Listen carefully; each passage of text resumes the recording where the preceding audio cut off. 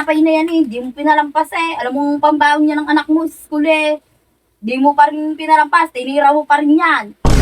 Aba, wala ka ng kabubusugan. Ikaw, hindi para sa'yo. Dahil yung cake na binili mo sa akin, ikaw na rin ang tumitira.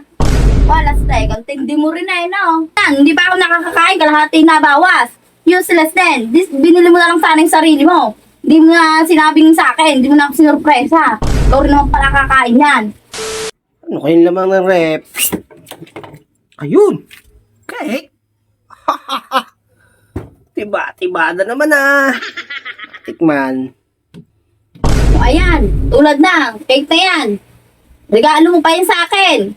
Regalo mo nga sa akin, ikaw rin naman kakain. Hindi totoo yun. Hindi totoo.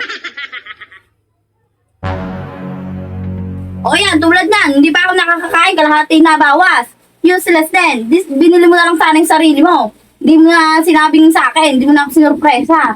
Ikaw rin naman pala kakain yan.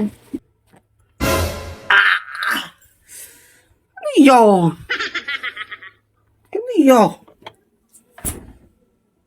Hindi totoo yun. Hindi totoo. Hindi totoo yun. Hindi totoo yun. May pa-regalo ka pa? Dapat hindi mo na ako niregaluhan, hindi mo na ako sinurpresa. Dapat ikaw na lang. Ikaw rin naman pala ang titibag na hinayupak ka. Ang kapal din ang mukha mo eh, no? Daan-daan mo pang binuksan yung rep eh, no? Para hindi ko mahuli na kinukuha mo yung cake. Ayoko na. Malas. Dito na lang.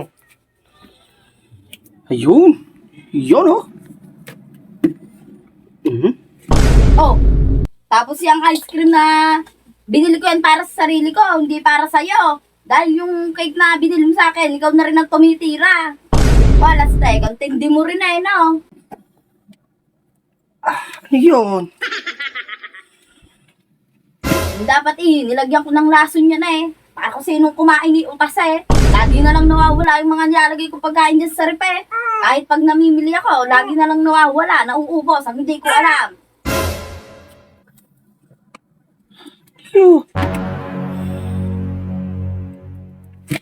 Ayoko niyan. Tinapay na lang ako. Ito, tinapay. Kahit yung tinapay na yan eh, di mo pinalampas eh. Alam mo pambaon niya ng anak mo sa school eh. Di mo pa rin pinalampas, tinira mo pa rin yan. Aba, wala ka ng kabubusugan. Ano yun? Ano yun? Tulad yan, yung tinapay dyan, na iniwan ko na ilang araw na, inaamag na, abay biglang nawala. Siguro kinain mo rin. Wala ka ng pinapalampas eh. Yung mga nangyayaring yun.